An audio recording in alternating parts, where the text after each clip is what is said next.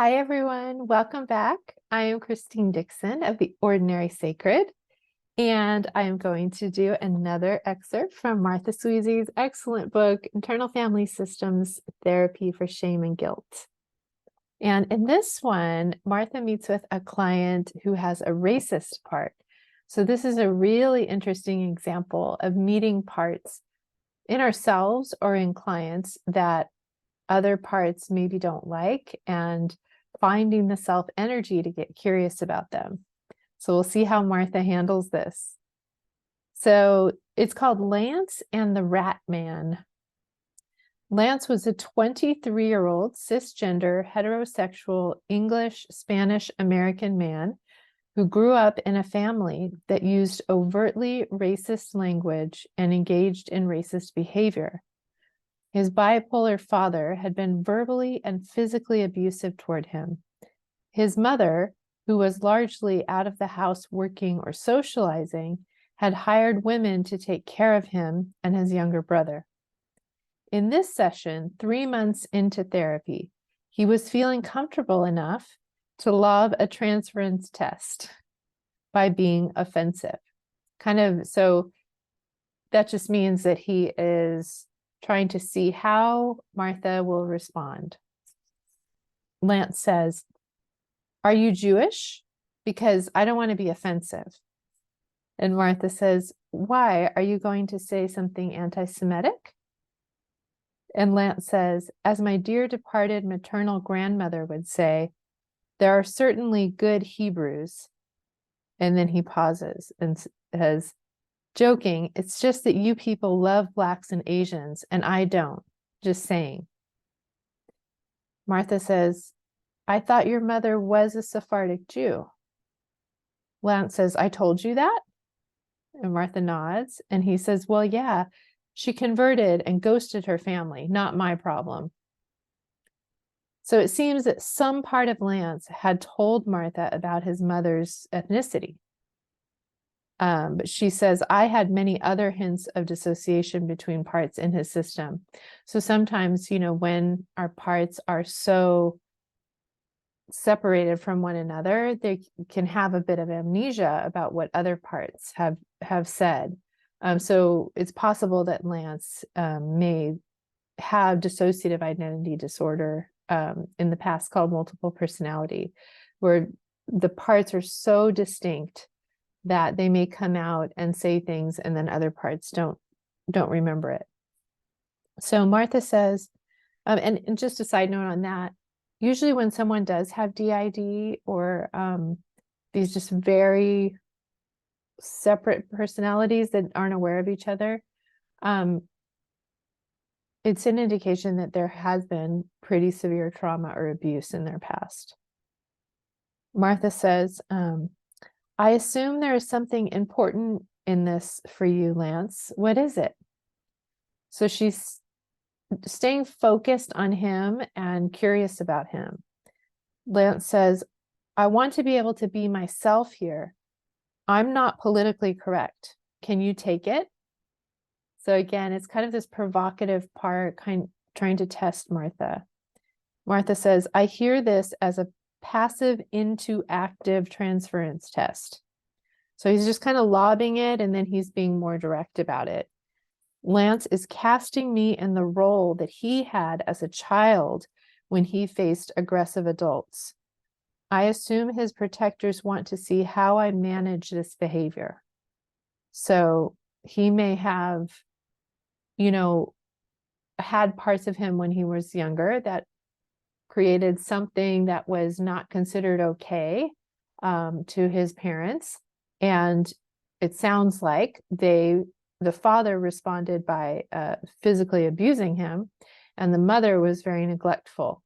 So he's kind of saying, I'm going to do something that might be seen as negative, shameful, that you could judge, and I'm going to see how you're going to handle it.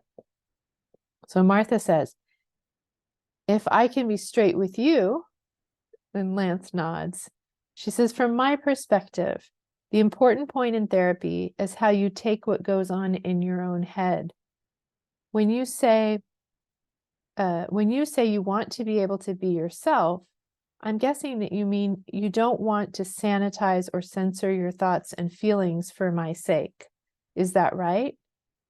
Lance nods. And Martha says, I agree. I don't want you to censor your parts. So she's kind of giving this invitation. All your parts are welcome, even the ones who don't seem so sanitized. Lance says, which ones? So he's still drilling in. And Martha says, any of them. You have a part who says insulting things about Jewish, Black, and Asian people, and maybe people in other racial or ethnic categories too. That is what goes on in your head. Is that right?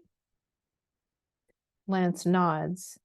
And Martha says, well, this is the right place for what goes on in your head, for your angry, racist parts and other parts too. This is a great invitation because just like, we can have parts inside of us that other parts really fear and don't like, right? That have a lot of rage or a lot of shame. And it really is in allowing them a space to be heard that they can begin to relax and begin to unburden, and we can begin to get curious about what's underneath them, the wounds underneath them. So it's the same with parts of other people in our culture, right? Who have violent parts, racist parts that, again, the parts who hate them and don't want them to be harmful make complete sense. But they may not understand that the way to help them is actually to give them a safe space to voice themselves, because what we resist persists. So as we keep trying to push them down in ourselves or in society, right, then they just keep on trying to come up. They just get bigger and bigger and try to explode out because they want to be seen, they want to be heard. And it's very counterintuitive, or it's very, the parts are afraid of that. They're afraid of what would happen if we actually listen to them. But our goal is not for them to take over. Our goal is just to be able to listen to them and find the wounded parts underneath them so that we can help them. So I'm trying to find my place again because I lost it when I was using my hands to talk, because I love to use my hands when I talk. So Martha is letting Lance know all your parts are welcome, right? Whatever's in your head, if that's what's in your head, it's welcome here, because it's actually much safer to let it out and let it speak and get curious about it and get to the bottom of it than to suppress it and shame it and keep it in the dark, because then it will act out in all kinds of ways. So I love this. And so she says, your angry parts, your racist parts, and other parts too, they're all welcome. And he says, what other parts? And she says, you have lots of parts, Lance. You want to think of some very different parts? And he said, okay. And Martha says, okay, think of someone that you love. And Lance says, Meow, my cat, but he's dead. Martha says, okay, think of Meow. When did you get Meow? He says, when I was 5. Martha says, are the parts who loved Meow the same as the ones who insult other people or other groups of people? Lance says, no. Martha says, is the insulter a single part or a group of parts? Lance says, it's a group with a leader. Martha says, can you see them inside? Lance says, yes, there are 5. The leader is a rat man. He has the head of a rat. Martha says, how do you feel toward him? Lance says, his teeth are sharp. People hunt rats, but he turns the tables and he hunts people. So this is really great because Martha has effectively, if you followed along in all these examples, she's constantly trying to make the YOU turn to get the person to relate to the parts inside of themselves. And so as long as he understands that she's not going to judge him if these parts come out, in some ways, I think maybe her self-energy lending that to him, the non-judgment, because he likely has parts inside of him that also judge these parts. And so her saying, it's okay for them to come out with me, probably lends itself to his self energy also coming out, so that he's able to make this U-turn and relate to them, get curious about them, observe them, right? So now he's seeing, okay, these are different parts, and the parts that love my cat Meow, how are they different? What do they look like? There's a group of them. There's this leader, appears like a rat. It seems like he's very open. And it's interesting, this insight as he observes that people hunt rats, but this one has turned it and, is hunting people. Very interesting. And so then Martha is again trying to assess for self energy and says, how do you feel toward him? So Lance says, I admire him. He's super ugly. And Martha says, so that may or may not be self. Usually an admirer, it might be like a part of the group that's with him. But Martha continues and says, what does he do for you, Lance? She's really trying to get at what is his good intention. Lance says, I don't know. And Martha says, just ask. So Lance goes inside, and after a pause, he says, he protects me. Makes sense. He's a protector.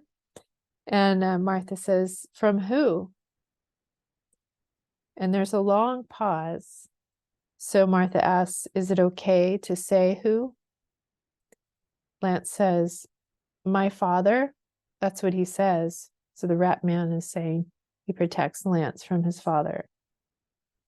And Martha says, how do you feel toward him now? Lance says, he wasn't so bad. And Martha says, your father? So this sounds like a part that's arguing with the rat man, right? Rat man saying, I had to protect you from your father. And another part comes in loyal to his father. It's like, he wasn't so bad. So Lance says, he's mentally ill. So what? He's rich. I never went hungry. So again, this is very common, that when a part really wants us to understand how harmful a caretaker or parent's behavior was toward us, another part that feels really loyal and protective of the parent will come in and kind of make excuses or say, but there were good times, but they did this for us, right? They had an excuse. They were mentally ill. They were abused themselves. And again, all the parts have a point, right? They all have a different perspective. Martha asks, how old does Rat Man think you are? A good question to see maybe who Lance is currently blended with that's reacting, or maybe who Rat Man protects. Lance says he knows how old I am. And so then Martha kind of shifts gears from that to, when did he start protecting you? Because that will likely tell about, the age of the part that he's protecting. Lance smiles fondly and it says, when he saw that Meow couldn't do it. Oh, so around 5 probably. So Martha says, can I ask the rat man a question? So she's doing a little bit of direct access here. Lance nods. Martha says, what would happen if he didn't say mean things to you about Jewish and Asians and Blacks, Jews, Asians, and Blacks? Lance says, we're not going there. Interesting.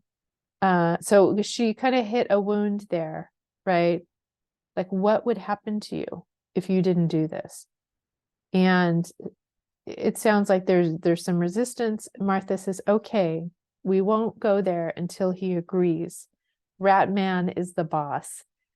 This is something that Dick Schwartz says all the time. That's really, really important, that, the protective parts, even the ones doing harm that are really extreme, that they have their own autonomy. The self will never force them to give information, to back away, to do anything. They have full autonomy. So something that Dick says a lot is, you're the boss. Martha says, but would he like to get to know you better? He could see what you, the Lance who is not a part, has to offer. Lance says he's not impressed. but he's also not running away. So, it's interesting. It's amazing that this big protective part, Lance was able to find out so much about it. It does sound like it really protects him from his father, maybe even potentially holds some energy of his father. Often when a child has a perpetrator that controls them, has power over them in this way, there's a part that develops that learns to like kind of take on the energy of the perpetrator to have this power over, right? That this is the person that was powerful in the room, that was safe essentially. So if I can become like them, then I can be safe. So perhaps the father also, there's a legacy burden of racism and of this superiority power over strategy. And so this part of Lance also took that on, thinking that will make me safe, particularly from my own perpetrator who was like that, right? So that's just a theory that can be a common dynamic that happens. But it sounds like, at least at this point, Ratman was not ready to tell anymore, and that's okay. Always respect that. So the last note that Martha has here is, as I've mentioned, shaming tends to aim at any or any combination of three major effects. One is restoring the shamer's damaged self-esteem by feeling bigger, stronger, and more important in comparison to someone who is being made to feel smaller, weaker, and less consequential, right? So whenever someone is trying to lord it over others, control, be superior, oppress, you can bet that they have a deep shame and inferiority that these extreme parts are responding to. And then she says also exerting control or accruing power and profiting materially. Racist or misogynist, transphobic, homophobic, ableist, etc. parts can be physically violent, willfully provocative, as illustrated above, or insidiously shaming. But they are, in any case, firefighter parts who counter fear with belligerence and project exiled shamefulness onto others. Yes. So again, it doesn't justify or condone the harm that these parts cause other people. We have to, protect ourselves, create distance from harming protective parts of others who do this kind of thing. Like she's saying, they can be, belligerent, violent, insidiously shaming. But what we can simultaneously know as we create distance from these people's parts is also that there is deep wounding and shame underneath. Otherwise, there's no way they would be acting in this way. It's these very young parts that think, I am so deeply shamed, I must push it out onto other people, right? People who are bullied are bullies.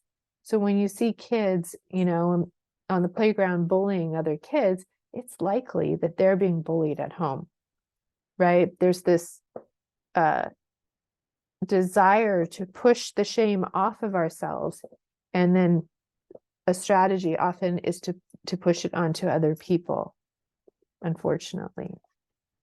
But those parts don't know that there's a different way, right? They feel like that's the best that they've learned how to do. That's the best they learned how to survive.